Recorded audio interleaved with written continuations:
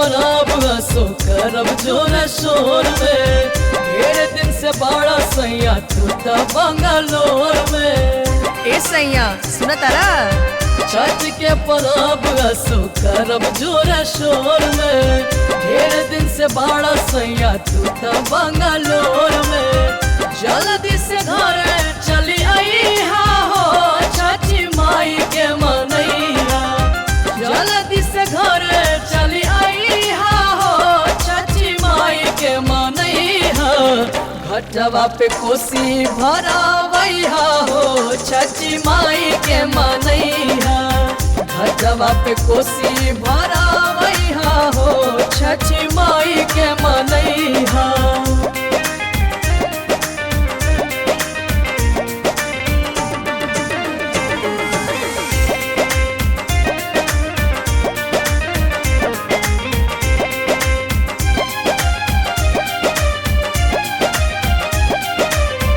बीतल दिवाली और बीतल दशहरा, घरवा के फिक्र काहे होत नहीं के तुहारा।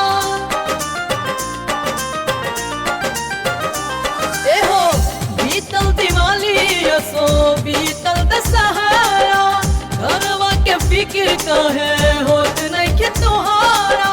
घरवा के फिक्र काहे होत नहीं के तुहारा। ओही जैसे सुकूल ले आई हो छठी माई के मनैया। ओही जैसे सुकूल ले आई हो छठी माई के मनैया। घटवा पे कोसी भरावैया हो छठी माई के मनैया। घटवा पे कोसी भरावैया हो छठी माई के मनैया।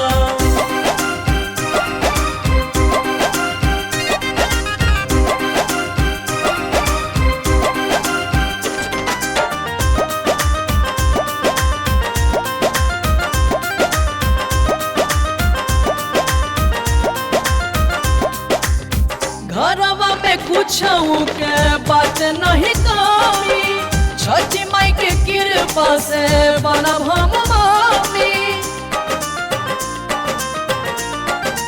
ए सैया घरवा में कुछ के बात नहीं कमी, छठी माई के कृपा से बनब हम मामी। छठी माई के कृपा से बनब हम मामी। आगे साल बबुआ खेलैया हो छठी माई के मनैया। अगले साल बबुआ खेलैया हो छठी माई के मनैया। घाटवा पे कोसी भरावैया हो छठी माई के मनैया। घाटवा पे कोसी भरावैया हो छठी माई के मनैया।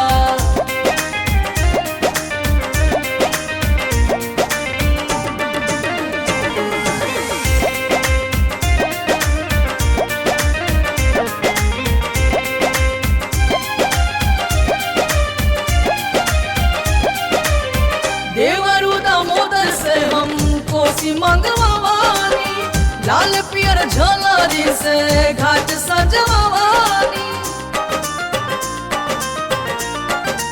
ए राजा देवरू दामोदर से हम कोसी मंगवानी, लाल पियर झलरी से घाट सजवानी। लाल पियर झलरी से घाट सजवानी। माथवा पे दौरा उठैया हो छठी माई के मनैया। माथवा पे दौरा उठैया हो छठी माई के मनैया। घाटवा पे कोसी भरावैया हो छठी माई के मनैया। घाटवा पे कोसी भरावैया हो छठी माई के मनैया। छठ के परब हसो करब जोर शोर में। ढेर दिन से बड़ा सैया तू तो बंगलोर में।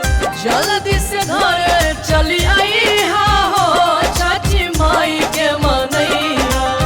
जल्दी से घर चली आई हो छठी माई के मनैया।